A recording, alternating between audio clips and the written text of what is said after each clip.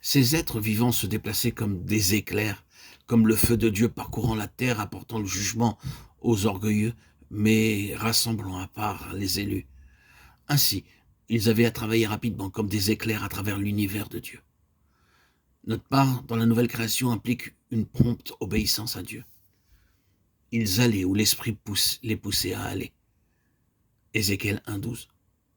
Ainsi, dans les versets 15 et 21, nous lisons à propos de leurs roues dont nous ne connaissons pas la hauteur, mais il nous est dit qu'elles étaient très hautes, qu'elles étaient dans une roue. Ces êtres vivants, avec leurs énormes roues et leurs ailes, se mouvaient ensemble. Ils ne pouvaient pas être séparés. Lorsque les êtres vivants se mouvaient, les roues se mouvaient avec eux. Et lorsque les êtres vivants s'arrêtaient, les roues s'arrêtaient également. Ils se déplaçaient ou demeuraient immobiles à un commandement du Saint-Esprit. Nous avons déjà vu que les ailes parlent du mouvement céleste, mais les roues, ici, parlent de notre délégation et de notre activité sur la terre. Les ailes et les roues se déplaçaient simultanément. Ceci nous indique comment nous devons aussi travailler avec Dieu. Nos activités sur la terre, que ce soit notre prédication, notre enseignement, ou notre simple service vers ceux qui sont dans le besoin, doivent être gouvernées par la divine activité du ciel, qui nous est rendue consciente dans la paix de Dieu. Quelques-uns sont visionnaires et rêveurs. Ils ont des ailes, mais pas de roues, pas de témoignage sur la terre. D'autres ont beaucoup d'activités, ce qui semble bon et digne de louange sur la terre, mais ils n'ont aucun contact avec les cieux. Dieu ne peut pas accepter ce genre de ministère. Nous devons avoir des roues et des ailes, nous devons tirer notre vie du ciel, tandis que nos pieds sont sur la terre.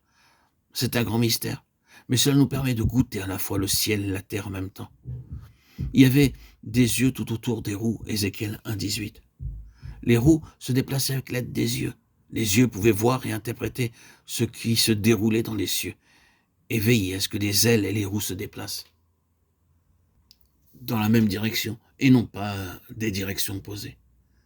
Tandis que nous sommes sur cette terre, nous devons travailler en parfaite union avec Dieu, sachant comment et où il travaille et ce qu'il dit.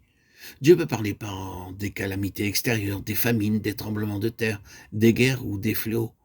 Ou il peut parler intérieurement à travers nos propres chutes et nos déceptions. Nous devons écouter soigneusement ce qu'il a à nous dire et obéir rapidement aux suggestions de l'Esprit. Quand nous nous déplacerons véritablement dans le mouvement de Dieu, toutes nos activités, nos déplacements seront gouvernés par celui qui est sur le trône. Ainsi, le prophète Ézéchiel eut la vision des chérubins, dont la signification ne fut pas pleinement révélée à Moïse. Ézéchiel fut appelé à proclamer les jugements de Dieu un par un contre toutes les nations qui avaient agi méchamment. Mais en même temps, il devait proclamer la miséricorde de Dieu et sa bonté envers tous ceux qui s'attendaient patiemment au Seigneur. C'est pourquoi, dans le dernier chapitre, nous avons une telle illustration du renouvellement de l'habitation de Dieu parmi son peuple.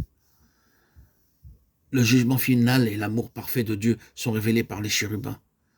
Toi qui es assis entre les chérubins, fais reluire ta face, réveille ta puissance et viens nous sauver. Éternel, Dieu des armées, ramène-nous, fais luire ta face et nous serons sauvés. Psaume 80. Ainsi, les chérubins sur le trône de miséricorde brodés sur les tentures et sur le voile sont les symboles de l'amour, de la miséricorde de Dieu pour le troupeau dont il est le berger.